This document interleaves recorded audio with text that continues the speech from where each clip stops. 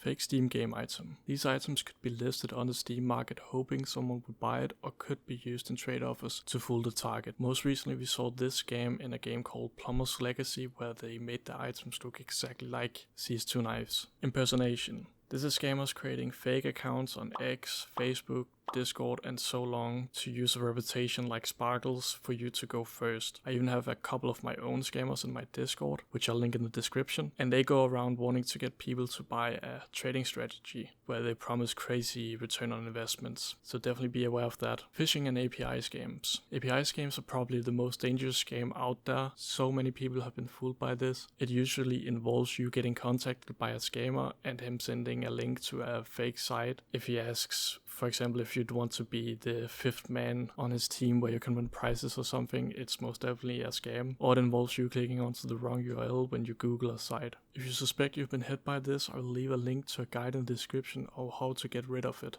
Gamba sites. In this day and age, Gamba is everywhere. You can't even scroll through Instagram Reels or watch a football game without being bombarded by betting ads, odds and promos. It's pushed so hard that it starts to feel normal, like just another part of entertainment, even though it can cause serious damage, especially in the skin and cryptoverse, where these site owners can be completely anonymous and not held up to industry standards where the governing body tests the casinos, RTP, etc. On many sites you're basically taking their word for it as probably fair, can't be manipulated. We've seen it with big public figures like Phantom Lord.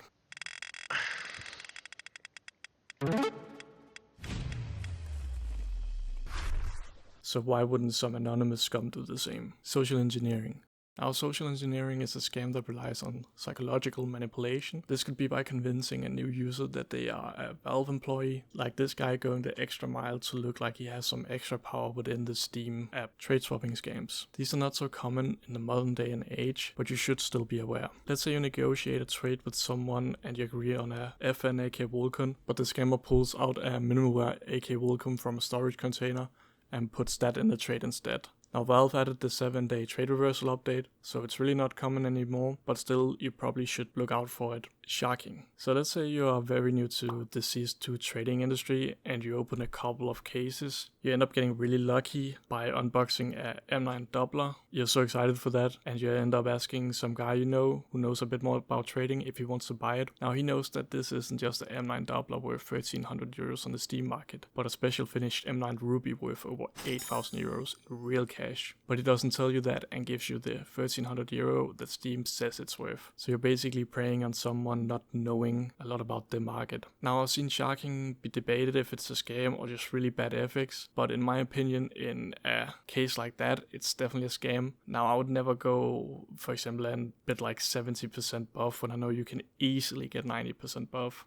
but that's just my ethics, I guess. Some people don't agree with me there. Compromised. Now this just means your account was hacked. This can be that the scammer social engineered Steam employees to give them the login, or I've seen instances in the past where the scammers got someone to download an app and they could completely copy their phone with the cloud, thus having access to the Steam Authenticator app and completely stealing everything. So this is a reminder to practice safe online behavior, have different passwords, etc. Oh, and one last thing. Before you go, remember to smash like and subscribe.